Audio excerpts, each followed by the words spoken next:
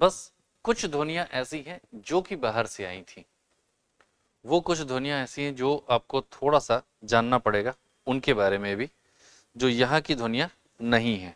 ठीक है, तो उनको भी हम देख लेते हैं जरा, वरना आप कहेंगे कि वो वाली बात तो बताई नहीं है।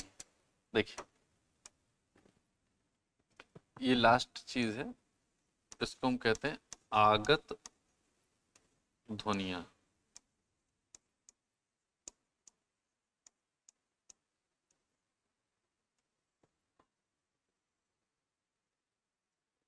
ठीक है, तो आगत ध्वनियां कौन सी होती? ऐसी साउंड्स जो बाहर से आ रही। आपको पता है कि बाहर से हमारे पास दो परंपराओं से ध्वनियां आई हैं। पहले भारत में मुसलमान लोग आए और बाद में यूरोपीय लोग आए, ठीक, ईसाई लोग। तो एक तो हो गई जो अरबी फारसी,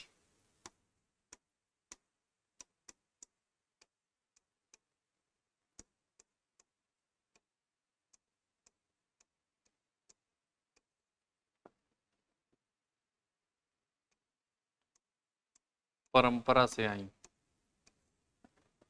और दूसरी वो जो खास तौर पर यूरोपीय परंपरा से आई।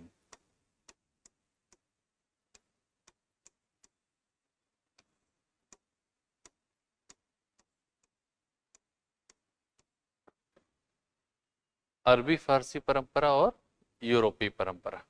ठीक, तो देखिए अरबी फारसी परंपरा में कुछ ऐसी साउंड्स थी जिन साउंड्स को यहाँ की स्क्रिप्ट में, यहाँ के सिंबल्स का जो सिस्टम काम कर रहा था उन सिंबल्स में शो कर पाना मुश्किल था, नहीं हो सकता। जैसे फॉर एग्जाम्पल आप बोलते हैं एक शब्द राज, और दूसरा शब्द बोलते हैं फिर राज। ठीक है, दिल्ली में एक राजा राज करता था, उसने अपने सारे राज अपने मंत्री को बता दी। अब एक बार आया है राज, एक बार आया है राज। ठीक, ऐसे ही देखिए आप, एक शब्द है जमाना और एक शब्द है जमाना।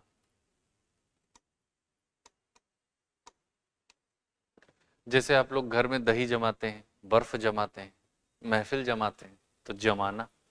और एक है जमाना, सोसाइटी, अगर तुम मिल जाओ जमाना छोड़ देंगे, है ना। तो कौन सा जमाना किस जगह पर यूज करना है कैसे पता चलेगा, क्योंकि वो साउंड यहाँ की है नहीं। अब जैसे यहाँ पर देखिए हमारी भाषा क्या है, हिंदी, तो हिंदी भाषा में अगर हमको बोलना होता है फ, तो फिर हम फ ऐसे लिख देते हैं। लेकिन अगर हमें बोलना है फ, तब कैसे लिखेंगे? प्रॉब्लम तो ये है, फ कैसे लिखेंगे? तो हमको कुछ अलग करना पड़ेगा, इनसे काम चलेगा है नहीं। तो कई साउंड्स ऐसी थी अरबी फारसी की, भाषा वहां की है यानी कि ध्वनि वहां की है, और उसको व्यक्त करना है यहां। जैसे आप लोग, मैं बता रहा हूं आपको, आप व्हाट्सएप करते हैं ना, तो व्हाट्सएप में जो आप चैटिंग करते हैं, चैटिंग करते समय कैसे लिखते हैं? जैसे मान लीजिए आपको लिखना हो मैं जा रहा हूं, तो आप क्या लिखते हैं? ऐसे लिखते हैं ना, मैं जा रहा हूं, यही लिखते हैं। तो दरअसल आपने जो सिंबल्स यूज किए हैं, जो स्क्रिप्ट आपने यूज की है, वो तो रोमन है, और जो लैंग्वेज, जो साउंड है वो क्या है, मैं जा रहा हूं, ये तो हिंदी है। तो ध्वनि कौन सी है? हिंदी की, साउंड हिंदी की, यानी कि लैंग्वेज हिंदी है। मैंने आपसे कहा था पहले दिन की क्लास में कि लैंग्वेज का मतलब क्या है, साउंड। और जब उस साउंड को हम सिंबल्स में शो करते हैं तो उसको हम क्या कहते हैं, स्क्रिप्ट। तो मैं जा रहा हूं, ये स्क्रिप्ट क्या है, रोमन, और लैंग्वेज क्या है, हिंदी। प्रॉब्लम ये, इसी तरीके से अंग्रेजी की भी साउंड्स होती हैं, उनको भी आप हिंदी में व्यक्त करते हैं। जैसे आप हर जगह हॉस्पिटल बोलते हैं, आप हर जगह स्कूल बोलते हैं, अब होते होते वो स्कूल डॉक्टर, एक जो पढ़ा लिखा नहीं है, इलिटरेट पर्सन है, वो भी डॉक्टर बोलता है, जबकि डॉक्टर शब्द अंग्रेजी भाषा का शब्द है। लालटेन सब बोलते हैं, लालटेन अंग्रेजी भाषा का शब्द है, लैंटर्न से बना हुआ है, लालटेन सब इस्तेमाल करते हैं गांव में। अब आपको अगर लिखना होगा उसी को, उसी शब्द को, तो देखिए जैसे मान लीजिए एक शब्द है लॉ, लॉ शब्द।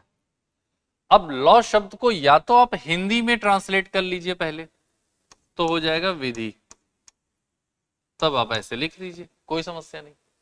समस्या यह है कि आप अंग्रेजी के शब्द को बिना हिंदी भाषा में, यानी कि एक लैंग्वेज के वर्ड को दूसरी लैंग्वेज में ट्रांसलेट किए बिना उस दूसरी लैंग्वेज की स्क्रिप्ट में शो करना चाहते हैं, तो फिर कैसे शो करेंगे? मुश्किल है, क्योंकि ये तो होता नहीं, ला तो नहीं होता। तो आपको कुछ अलग एक्सपेरिमेंट करना पड़ेगा ना। तो एक्सपेरिमेंट हम लोगों को पहले वाले लोग करके गए, और उन्होंने एक नई चीज बना दी कि आधा चंद्रमा अगर बना हुआ है तो इसका मतलब यह है कि इस साउंड को बोलने में, इस वॉवेल को, ये वॉवेल कौन सा, बड़े आ का स्वर है, तो बड़े आ को बोलने में जितना मुंह खोलना पड़ता है ना, आ, वो थोड़ा और कम खोलो, ओ, बस इतना ही खोलना है। तो ला नहीं, लॉ। कम खोलोगे तो ये निकलेगा, और कम खोल करके बोलना है मुंह, ये बताने के लिए आधा चंद्रमा बना दिया। बात समझ रहे? तो ऐसा काम किया गया कि जब दूसरी लैंग्वेज की साउंड्स को, ध्वनियों को, जैसे काका गागा तो यहां की ध्वनिया है ना, हिंदी भाषा की, तो दूसरी लैंग्वेज की साउंड्स को जब अपनी स्क्रिप्ट में हमें शो करना होगा बिना ट्रांसलेट किए, तो हमें कुछ ना कुछ तो अलग से सिंबल्स बनाने पड़ेंगे। और एक व्यक्ति हुए जिन्होंने ये काम किया, उनका नाम है राजा शिव प्रसाद सितारे हिंद। तो एक व्यक्ति हैं, उनका नाम मैं लिख दे रहा हूं,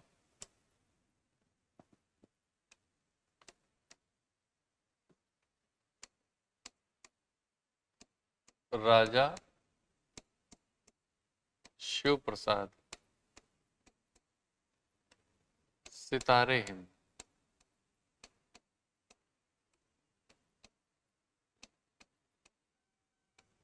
तो राजा शिव प्रसाद सितारे हिंद ने क्या किया कि अरबी फारसी परंपरा की 5 ध्वनियों को लिया और उन 5 ध्वनियों के नीचे प्रयोग में एक बिंदी लगा दी, क, ख, ग, ज, फ, और इन सब के नीचे एक बिंदी लग गई, यहां लग गई, यहां लग गई, यहां लग गई, यहां और यहां। और इसको करने से क्या हो जाता है कि आप नए शब्द बोल सकते हैं। जैसे आप देखिए, मैं सब जगह 2-2 शब्द लिख दे रहा हूं। जैसे क में देखिए एक शब्द है कमर, और दूसरा शब्द फिर लिख रहा हूं कमर। ऐसे ही ख में भी 2 शब्द लिख रहा हूं, खुदा और खुदा।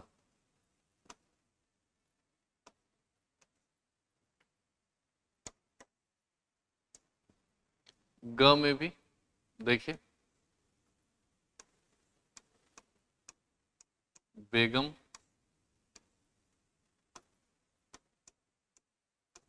बेगम। जा में भी जमाना, जमाना। फ में फन,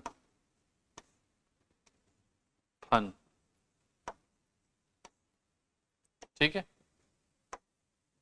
अब इन सब में आप देखें कि एक एक में लगा दे रहे हैं, इसमें लगा दिया, नीचे वाले में सब में लगा दे रहे हैं।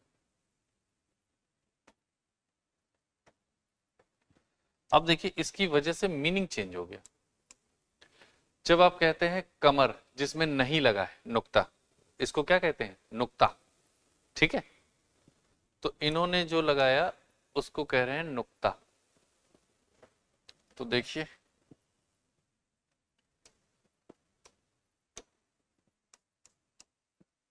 शब्द है नुक्ता,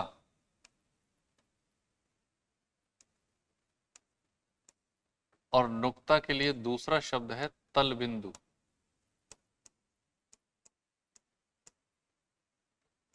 क्योंकि तल पर बिंदु लग रहा है। ठीक, ये मीनिंग कितना चेंज हो जाता है, ये देखिए। यहां लिखा है कमर। कमर का मतलब क्या है?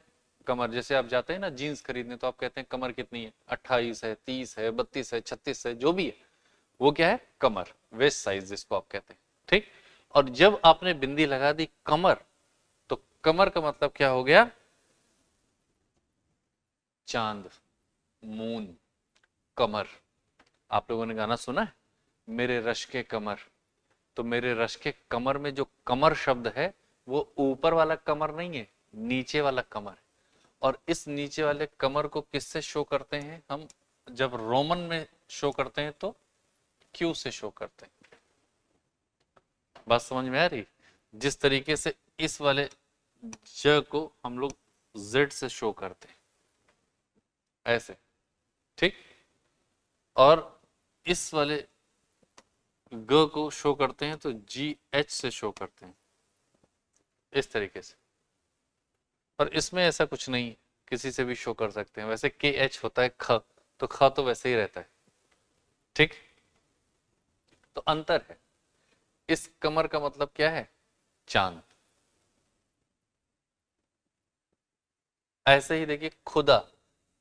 खुदा मतलब रास्ता खुदा है, और जिसमें बिंदी लगी है वो खुदा है, गॉड।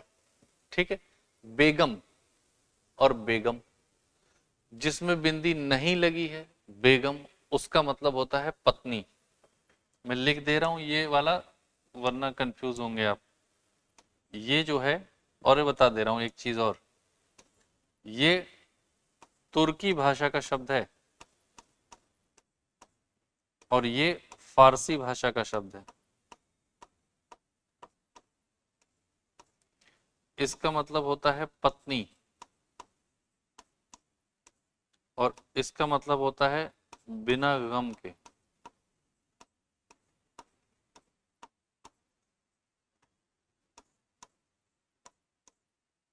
बिना गम का, ये बेगम। जमाना का मतलब होता है किसी चीज को जमा देना, उसकी स्टेज को चेंज कर देना, लिक्विड से सॉलिड फॉर्म में कर देना, उसको कहते हैं हम जमा दिया। जैसे पानी को आप जमा देते हैं तो क्या होता है? बर्फ बन जाता है, तो जमाना। और ये जो जमाना है ना नीचे, ये है सोसाइटी। ये वाला जो जमाना है ये है समाज। जैसे ये वाला जो कमर है ये है चांद, ये वाला जो खुदा है ये है जिसको आप कहते हैं अल्लाह। ठीक, इस तरीके से। और फन और फन, जैसे सांप का क्या होता है? सांप के मुंह को कहते हैं फन, वो ये वाला फन है। और जो नीचे वाला फन लिखा हुआ है ना, ये फन, इस फन को कहते हैं टैलेंट, हुनर।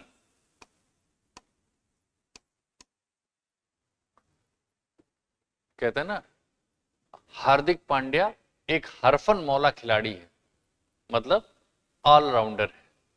तो जो ऑलराउंडर है ना उसके लिए, तो हर फन। ये क्लियर हो गया? यहां पर नुक्ता या तल बिंदु क्या होता है? चलिए, अब आ जाइए यूरोपीय परंपरा में। भाई, अंग्रेज लोग भी तो आए थे कि केवल इस्लाम को मानने वाले आए थे भारत में? ये लोग भी तो आए हैं। ये लोग आए हैं तो यहाँ की भी साउंड्स हैं, इनकी अपनी साउंड्स हैं। अब जरा इनकी साउंड्स में देखिएगा हमारे पास क्या क्या है। जैसे इनके पास अगर हम वॉवेल की बात करें तो कौन कौन से वॉवेल हैं? एक तो ए है, एक ई है, एक आई है, ए ई आई ओ यू, यही है। और हमारे पास कौन कौन से हैं, अपने पास भी तो देख लीजिए। अपने पास है, एक है आ, एक है ई, एक है उ, ठीक है। उसके बाद एक और है री, और फिर हमारे पास है ए, और फिर है ओ,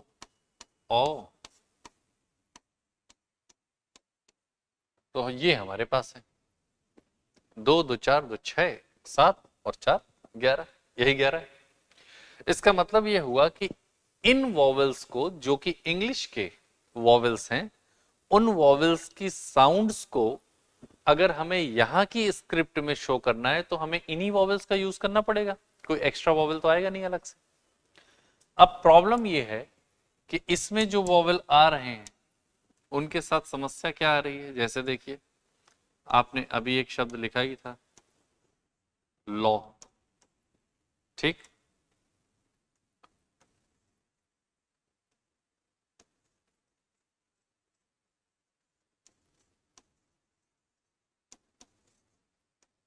ऑस्ट्रेलिया, ठीक है।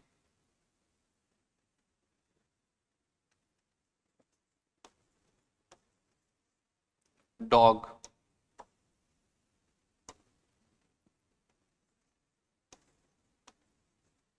गॉड, डॉग गॉड तो एक ही जैसा हो गया, इसको हटा दीजिए। चलिए, ये हो गया। और लिख लेते हैं,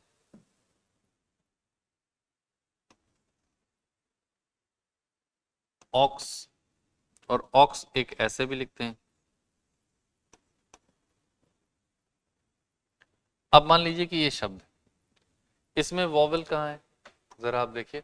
वॉवेल किस जगह, यहाँ ए है, यहाँ ए और यू दोनों है, यहाँ ओ है, यहाँ ओ है, यहाँ यू, ए और यू दोनों है, ठीक। यही तो वॉवेल है। अब हमें लिखना है इसको, बिना ट्रांसलेट किए लिखना है, ये ध्यान रखिए। अब बिना ट्रांसलेट किए जब आप लिखेंगे इसको तो प्रॉब्लम आएगी।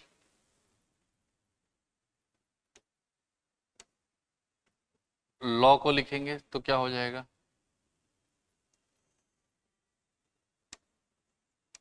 हमारे पास तो यही है।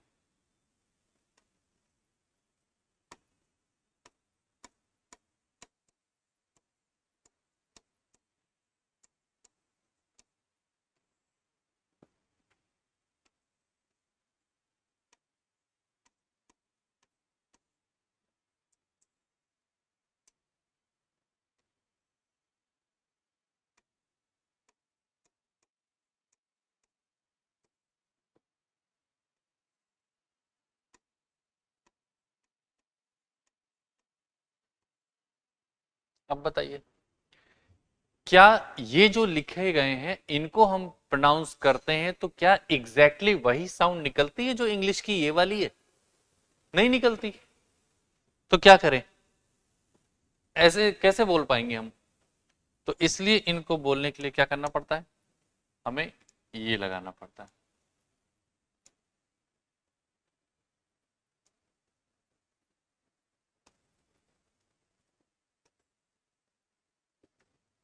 अब आप बोल सकते हैं, और इसको लगे होने का मतलब क्या होता है ये भी तो समझना है। इसको लगाने का मतलब, ये जहां भी लगेगा आधा चंद्रमा, इसको लगाने का मतलब ये होता है कि ये जिस स्वर पे लगा है उस स्वर को बोलने के लिए जितना मुंह खोलना पड़ता है उससे कम खोलना है। आ, और कम खोलिए ओ, बस कम खोलना है। तो ला, ला से क्या हो जाएगा, लॉ। एकदम गोल नहीं कर देना है वरना लो हो जाएगा, ये ध्यान रखना है। ला और लो के बीच में रहना चाहिए। ये देखिए,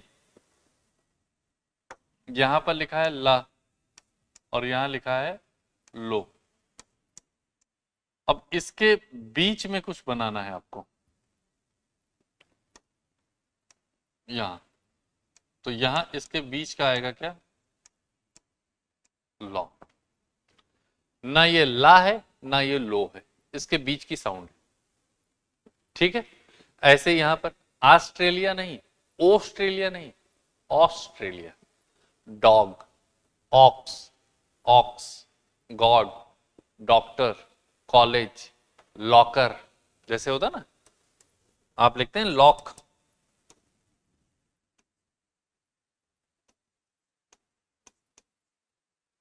अब लॉक आपको बोलना है, इसमें भी ओ आया है। अब क्या करेंगे, क्या बोलें इसको? लाख, लाख तो नहीं बोल सकते, तो फिर क्या बोलना पड़ेगा? लॉक। अब यहां पर भी वही सेम मसला है, इस जगह पर भी ला और लो, इनके बीच की साउंड बोलनी है।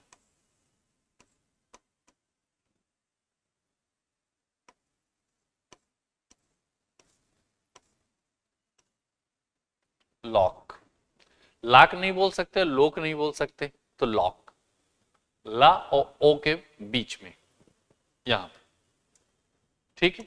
तो ये है आगत ध्वनियां। आगत ध्वनियां मतलब जो बाहर से आई हुई हैं। अब एग्जाम की तैयारी को और बेहतर करने के लिए हमारे चैनल को लाइक, शेयर और सब्सक्राइब करना ना भूलें।